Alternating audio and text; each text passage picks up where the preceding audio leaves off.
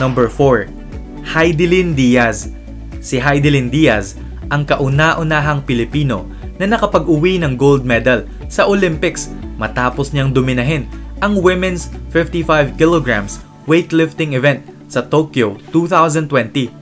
Bago ang kanyang historic win, lumaban na siya sa 3 magkasunod na Olympics, Beijing 2008, London 2012 at Rio 2016, kung saan siya rin ang unang babaeng Pilipina na nag-uwi ng silver medal para sa bansa. Hindi lang yan, noong 2018, naging gold medalist siya sa Asian Games at may 4 gold medals din siya mula sa Southeast Asian Games.